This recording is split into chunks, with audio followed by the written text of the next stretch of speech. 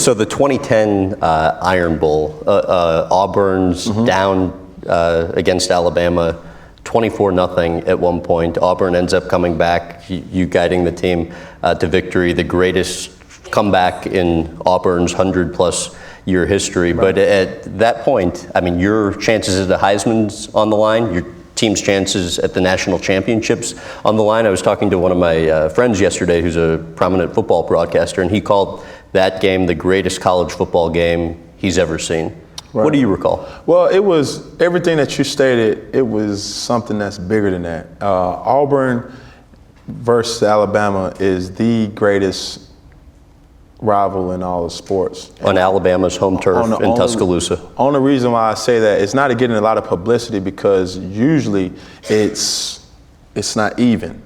And why I say that, Alabama's always been more stouter than Auburn has. And when Auburn beats Alabama, it's kind of like, wow, they beat them. But yet, for so long, that rivalry has been of existence. And you've probably asked yourself, well, in the state of North Carolina, you got North Carolina State, you got University of North Carolina, you got Duke, you got, Winston-Salem, you got Wake Forest. And please forgive me if I'm not mentioning your school. I'm sorry, I apologize.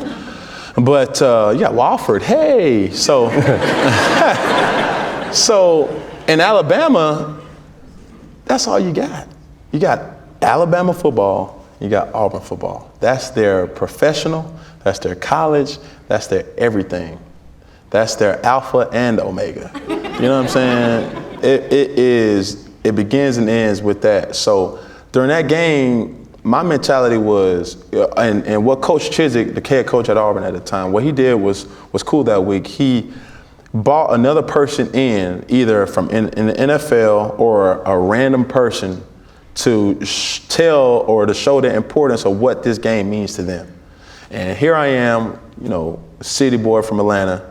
I've been to University of Florida where you get the games like Miami versus Florida. I've been to that one. Florida State, Florida, been to that one. Georgia, Florida, been to that one. And it's like nothing was compared to this game leading up to it, due to the fact that so many people was so emotional about the outcome, because number one, this is the only game that's going on in that state that particular day, one. And honestly, if a person can start on one side of the state and end at another side of the state going 200 miles per hour, I don't think that person would get a ticket that day while that game is on. Because everybody is stalemated listening to the game, or you're looking at the game. That's how important that game is. How would you describe the general environment that day and just the hostility and vitriol that was directed your way? Well, it was pretty intense. It was pretty intense. But for safety reasons, for that game, we have what we call a Tiger Walk. And home or away, this is a chance for the fans, or it's kind of like a semi-pep rally for the players going into the stadium to kind of get your juices going. So, you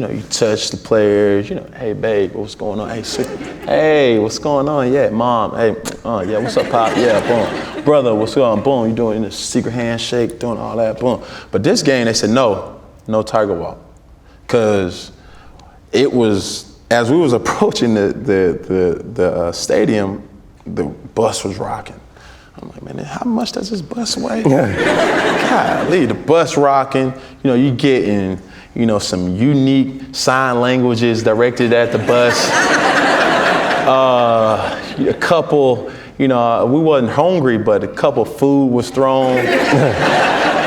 You know what I'm saying? It was just, as some people say, it just got real quick. So for us, it was impossible for us to do it. It's such an hostility game. But for that year, that was the first year in a long time that both teams was playing for something. And we was number 2 or 1 at the time ranked in the nation, and they were top 10. So they had hopes to make it to the SEC championship. We had hopes to make it to the SEC championship, and that made the game even better. For more clips from this interview, visit GrahamBensinger.com.